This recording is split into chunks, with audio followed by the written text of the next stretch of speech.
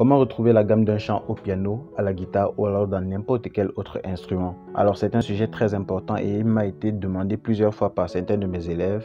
J'ai donc jugé bon de faire une petite vidéo, une très courte vidéo pour vous expliquer la méthodologie. J'espère que donc ça va t'intéresser et reste connecté.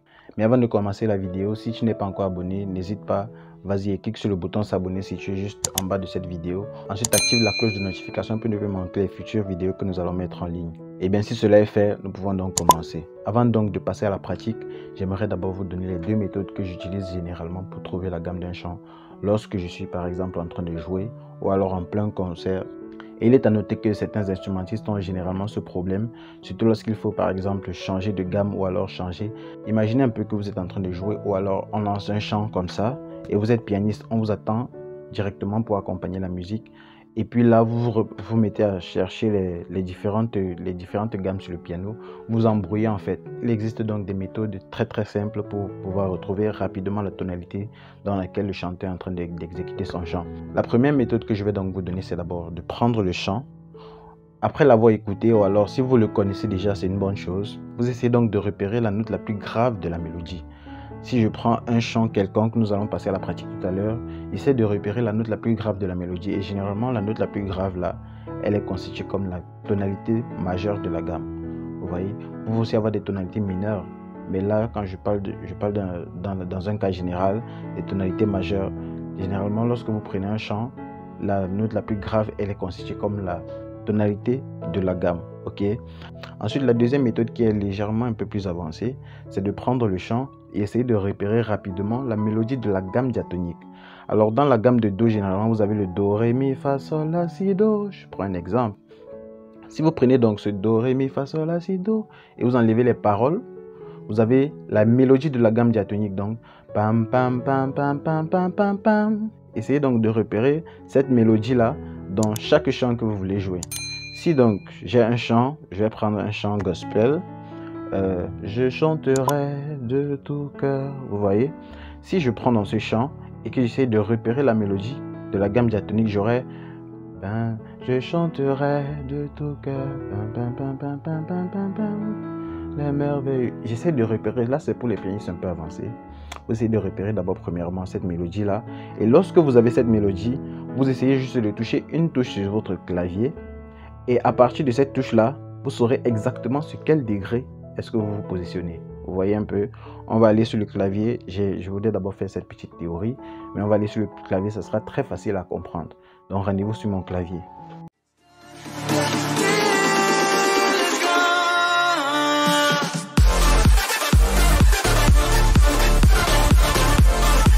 Alors comme je l'ai dit en début, nous avons donc deux méthodes pour retrouver les différentes gammes des musiques que nous voulons jouer ou alors que nous voulons exécuter dans divers instruments de musique. Moi, j'ai pris le cas du piano et vous pouvez donc prendre n'importe quelle, la guitare ou alors, je sais pas, le saxophone, etc. Vous pouvez prendre n'importe quel instrument. Cela va marcher avec votre instrument. Alors, premièrement, nous allons donc écouter le chant. Et puis nous allons donc effectuer la première méthode, c'est-à-dire de repérer la note la plus grave ou alors la note un peu, je ne vais pas dire la plus basse parce que nous pouvons jouer, nous pouvons changer d'octave. Et donc nous allons donc partir sur une tonalité diatonique et puis chercher la note la plus grave. Il est donc très important de savoir, je vous ai donné la mélodie de la gamme diatonique. Alors sur cette mélodie de la gamme diatonique, vous savez, le premier degré est le degré le plus bas. Alors c'est dans cet exercice que nous allons effectuer. Nous allons donc essayer donc de trouver le degré le plus bas sur une tonalité diatonique, vous voyez, avec le chant de Lord Lombo Emmanuel. C'est un chant que j'ai pris en exercice, donc on va essayer de travailler là-dessus. Je vous mets la musique.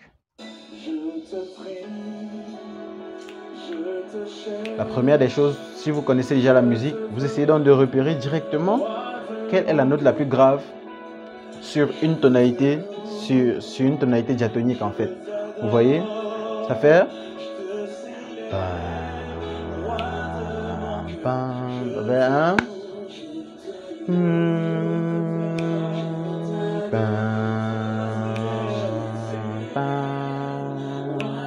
Vous essayez donc de mimer cette musique, enlevez les paroles, vous n'avez rien à faire avec les paroles, essayez juste de mimer juste la mélodie, et puis là vous essayez donc de repérer quelle est la note la plus grave sur une tonalité diatonique que vous pouvez avoir. Et en plus, vous voyez même que cette note, elle revient plus. Vous voyez, vous avez une note qui revient.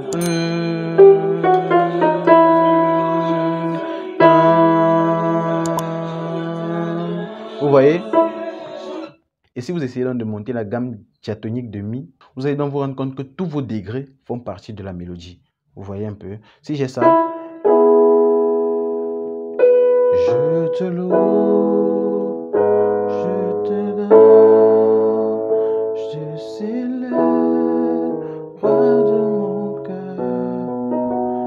Je te loue, je t'adore, je te célèbre, roi de mon cœur.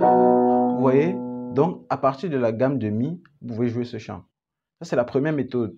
Alors, la deuxième méthode que je trouve un peu plus simple consiste premièrement à chercher toutes les notes qui constituent votre gamme diatonique à partir de la musique. Vous voyez, si je prends « Je te loue, je t'adore, je te célèbre, roi de mon cœur ». À partir de cette mélodie-là, je peux donc essayer de trouver toutes les notes qui constituent la gamme diatonique.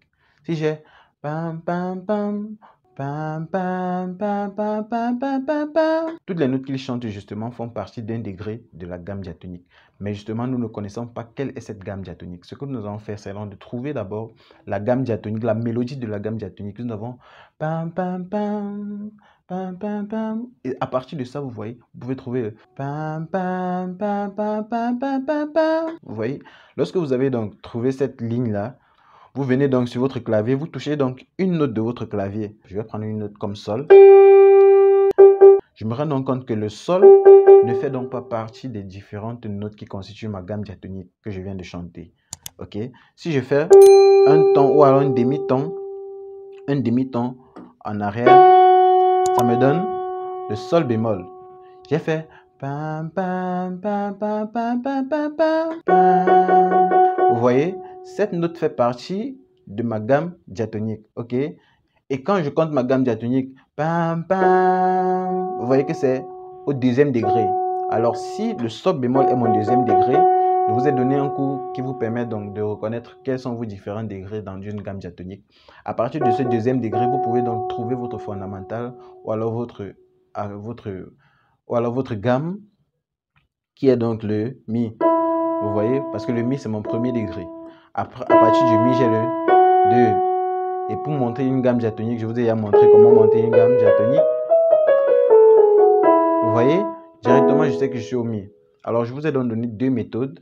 À base de ces deux méthodes, j'espère que vous allez donc vous les approprier. Et dites-moi en commentaire quelle est la méthode, selon vous, la plus facile pour trouver une gamme parmi les deux que j'ai données. Donc, j'ai donné une gamme.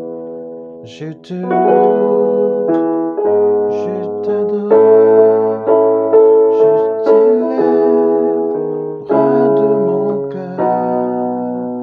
Je te loue, je t'adore, je célèbre, roi de mon cœur. Emmanuel.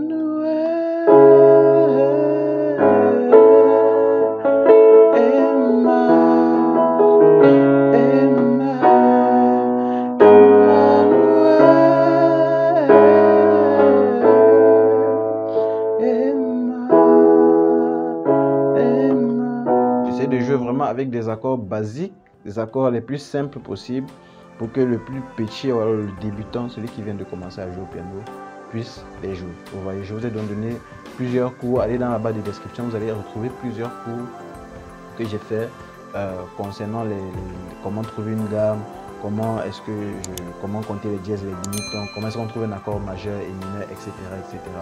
Sur ce, moi je te donne rendez-vous très prochainement pour une nouvelle vidéo. Si ce n'est pas encore fait, n'hésite pas, abonne-toi et active la cloche de notification. Merci de partager cette vidéo et comme toujours, lâche un gros pouce bleu pour nous encourager. Comme toujours, moi je te donne rendez-vous très prochainement pour un nouveau tutoriel. Ciao.